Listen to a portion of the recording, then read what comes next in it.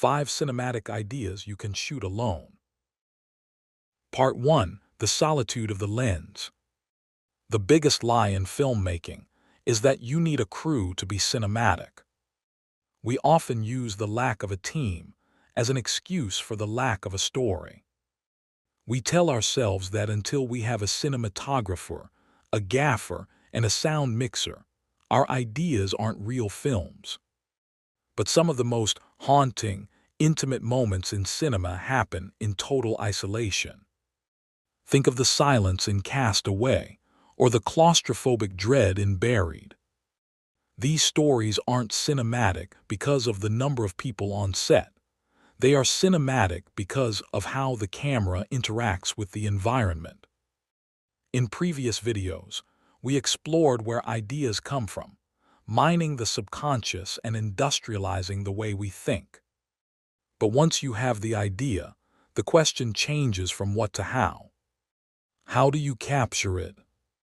In this video, we are looking at 5 film ideas designed specifically for the solo filmmaker. These aren't just vlogs or content. They are narrative exercises in visual psychology.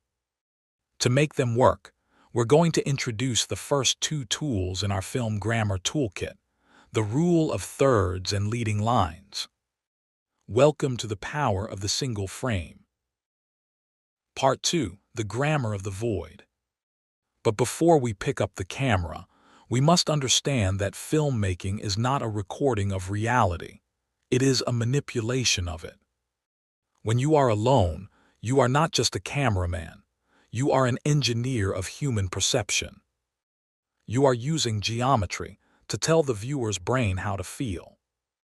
There are 5 specific pillars of film grammar we are going to master today.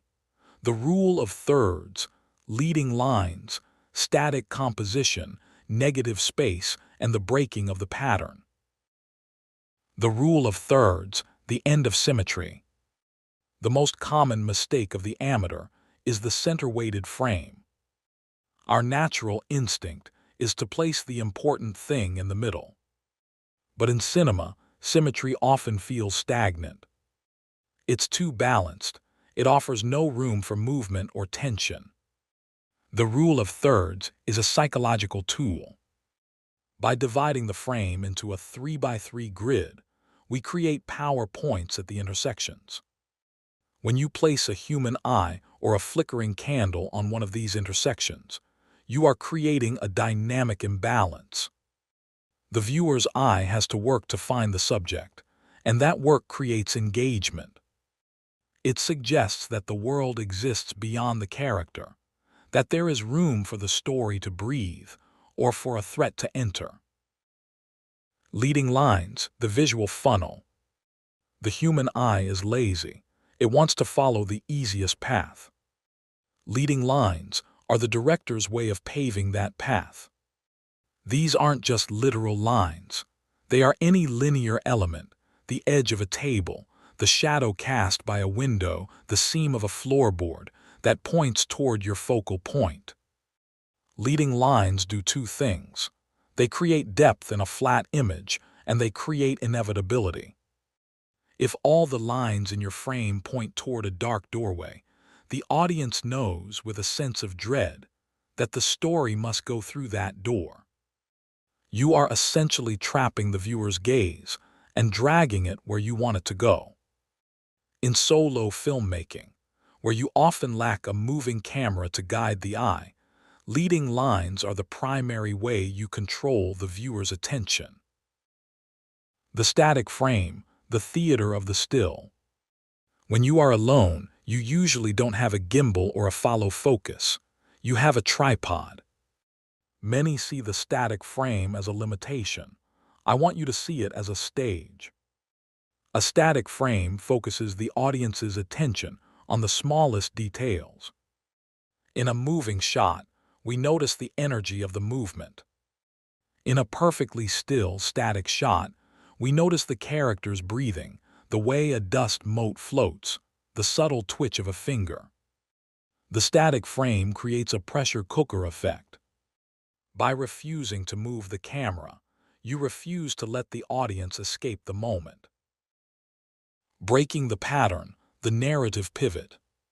Film grammar is a language, and like any language, the most powerful moments happen when you break the rules. If you spend minutes showing a character in a perfect rule of thirds composition, the audience's brain becomes calibrated to that balance. If you suddenly switch to a harsh, symmetrical, dead-center shot, it feels like a physical blow.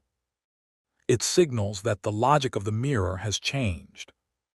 It tells the viewer that the routine is over and the nightmare has begun. Negative space, the weight of nothing. If the rule of thirds is about where you put the subject, negative space is about what you leave behind. In a cinema aesthetic, what you don't show is always more terrifying than what you do. Negative space is the empty area of your frame, the dark wall, the vast sky, the shadow behind a door. When you push your subject into a corner using the thirds, you create a vacuum of negative space. The human brain is hardwired to look for patterns. When it sees an empty, dark corner of a room, it instinctively tries to fill it with a threat. As a solo filmmaker, negative space is your invisible co-star. It creates a sense of isolation and vulnerability. It tells the audience that the character is not alone. They are surrounded by the nothing, and the nothing is heavy. Now that we have the theory, the blueprint of the architect, let's look at how we apply these 5 pillars to actual cinematic ideas you can execute this weekend. Part 3. Developing ideas based on cinematic concepts. Idea 1. The watcher exploring the concept of the rule of thirds. The premise is simple. A character realizes they are being observed through a window, but when they look, there is only a reflection. When you are shooting alone, you don't have the luxury of complex camera movements. Your best friend is the rule of thirds. To create tension, we use the vertical power lines on the left or right. By placing yourself on one of these lines, you create negative space. In a dark film, negative space is where the monster lives. If you are on the right, and the left side of the frame is empty, the viewer's eye will constantly wander into that emptiness, searching for the threat. Execution. Position your camera so you are in the right third of the frame, looking toward a window in the left third. This look room creates a sense of vulnerability. You are no longer the master of your space. You are an occupant of a composition that feels larger and more dangerous than you are. Idea 2. The corridor, exploring the concept of leading lines. A character hears an unnatural sound at the end of a long hallway and must decide whether to approach the darkness. To sell this, we use leading lines. These are literal lines within your environment, hallways, floorboards, shadows, or pipes, that point the viewer's eye toward a specific subject. In a hallway, the lines of the walls, floor, and ceiling all converge at a single vanishing point. When you shoot this solo, you are using the architecture to create a sense of inevitability. The lines of the hallway act as a funnel, dragging the viewer's gaze toward whatever is hiding in the shadows. Execution. Place your camera at a low angle at one end of the hallway. A low angle makes the walls seem taller and more imposing. Use the floorboards to funnel the gaze toward the end of the hall. By placing yourself at the very edge of those lines, you look small, trapped by the geometry itself. Idea 3. The discovery, exploring the concept of static versus movement. A character finds a hidden object, perhaps a blood-stained map or a broken watch, hidden under a loose floorboard. Since you are shooting alone, you are both the actor and the cinematographer. This forces you to master the static frame. Without a camera operator to follow your hand, the frame becomes a stage. You have to choreograph your movement to fit the lens, rather than the other way around. Execution. Use the rule of thirds to place the specific floorboard in the bottom left or bottom right intersection. Set the camera on a tripod and leave it. Don't pan, don't zoom. Let the drama happen entirely within the frame. When your hand finally enters the shot to pull up the wood, the static nature of the camera makes that movement feel incredibly heavy and intentional. In a still frame, the smallest movement, a trembling finger or the glint of a hidden key, becomes a massive narrative event. Idea 4. The routine, exploring the concept of breaking the grammar. This is a study of a repetitive daily task, making coffee, washing hands, that slowly starts to change. Film grammar is most powerful when you establish a pattern and then shatter it. For the first half of this short, use leading lines from the edge of a kitchen counter to frame yourself pouring coffee in a perfect rule of thirds composition. It feels balanced, it feels safe. Execution. The moment the routine breaks, perhaps you hear a whisper or the coffee turns to black ink, you move. You break the rule of thirds and step into the dead center of the frame. Moving into the center should be an earned moment. It signals a shift in the character's internal state from passive observer to active participant. The sudden symmetry will feel jarring to an audience that has become comfortable with your thirds. Idea 5. The departure, exploring the concept of negative space.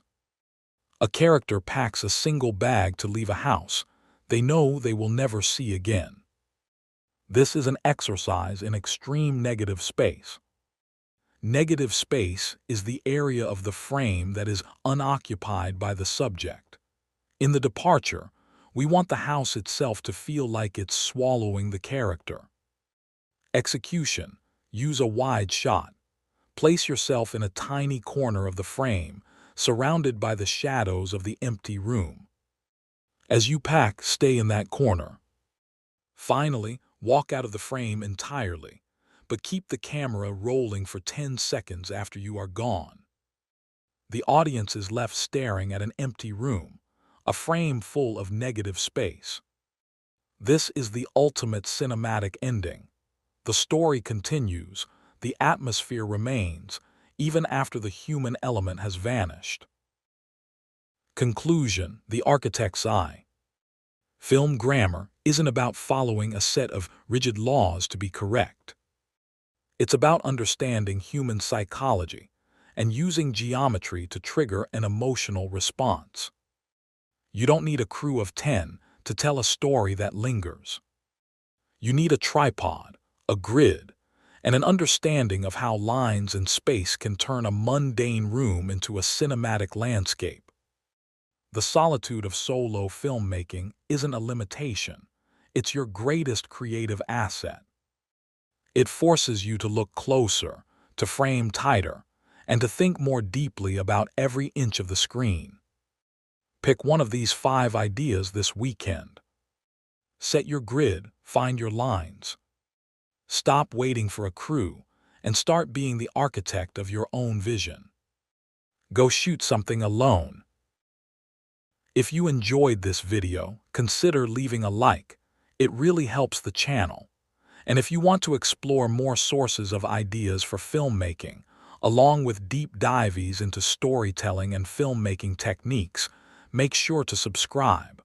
More videos like this are coming soon.